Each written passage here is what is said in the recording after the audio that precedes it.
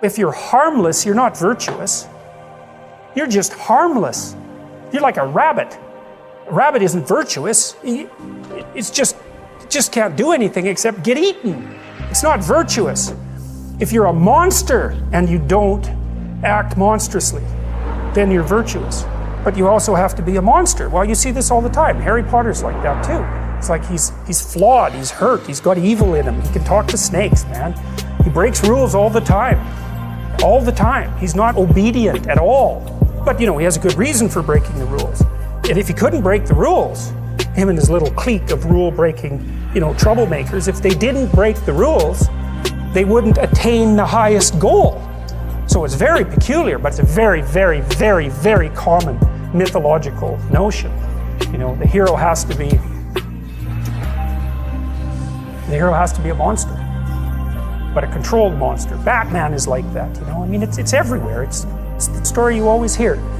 If you're going to be a fighter, you have to want to win, and you have to want to hurt people. Not for the sake of hurting them. That's what makes you different than an evil person.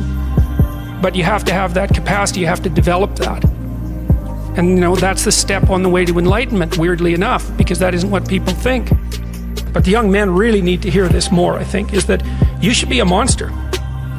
Because everyone says, well, you should be harmless, virtuous. You shouldn't do anyone any harm. You should sheath your competitive instinct. You shouldn't try to win. You don't want to be too aggressive. You don't want to be too assertive. You want to take a back seat and all of that. It's like, no. Wrong. You should be a monster, an absolute monster, and then you should learn how to control it. Someone who is incapable of cruelty is a higher moral being than someone who is capable of cruelty. And I would say, and this follows Jung as well, that that's incorrect, and it's dangerously incorrect, because if you are not capable of cruelty, you are absolutely a victim to anyone who is.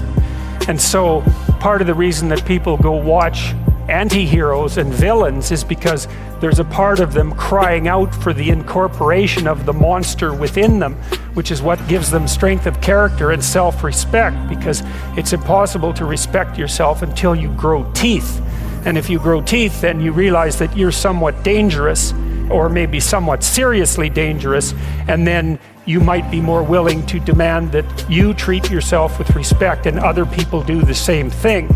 And so that doesn't mean that being cruel is better than not being cruel. What it means is that being able to be cruel and then not being cruel is better than not being able to be cruel.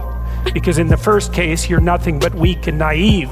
And in the second case, you're dangerous, but you have it under control.